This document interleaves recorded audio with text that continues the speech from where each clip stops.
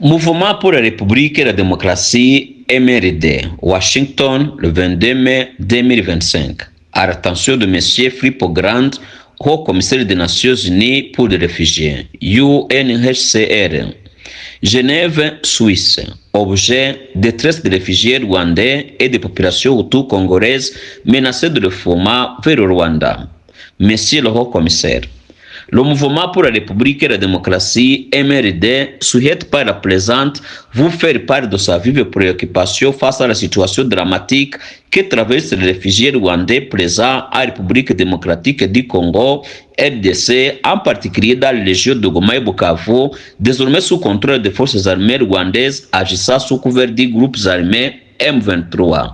Cette lettre faite suite à serait adressée le 14 février 2025 à son Excellence le secrétaire général de l'ONU, dans laquelle nous alertions déjà sur les menaces graves pesant sur les réfugiés rwandais victimes du régime autoritaire à Kigali dirigé par le président Paul Kagame.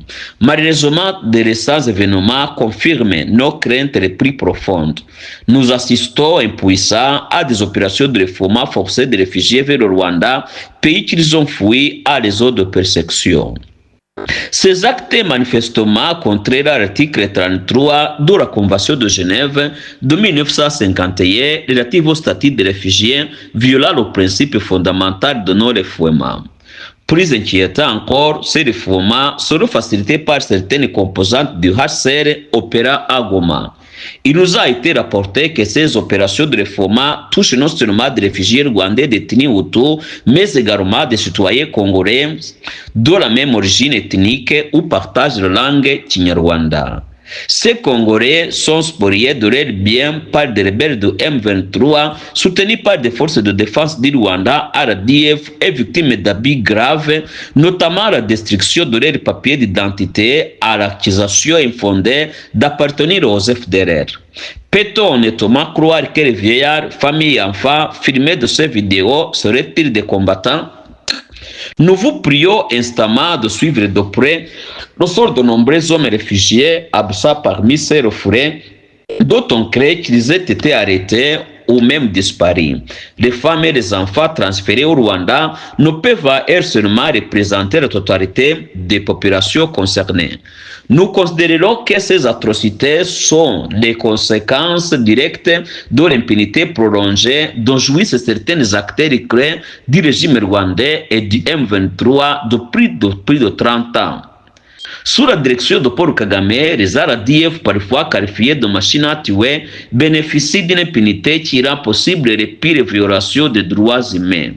Nous rappelons ici l'importance de la Mapping Report publiée par le Haut Commissariat aux droits de l'homme des Nations Unies en octobre 2010 qui répertorie les graves violations des droits humains commises en République démocratique du Congo susceptibles d'être qualifiées de crimes de génocide s'ils étaient d'humains examinés par une juridiction compétente. 15 ans après sa publication, cette documentation reste d'être morte.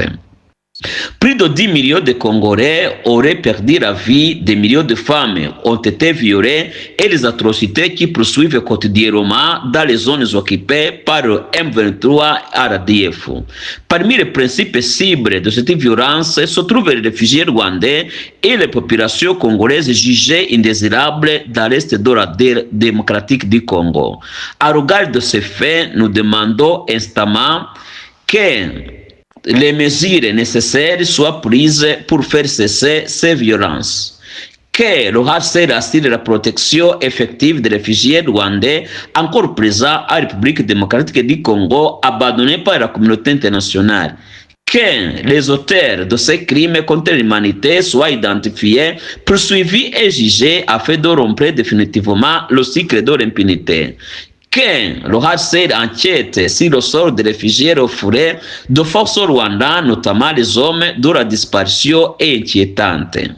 Dans l'attente d'une action concrète et urgente de votre part, nous vous remercions, Monsieur le Haut-Commissaire, à l'attention que vous porterez à cet appel que vous adressez au nom de la dignité humaine et du droit international. Veuillez agréer, Monsieur le Haut-Commissaire, l'expression de notre haute considération.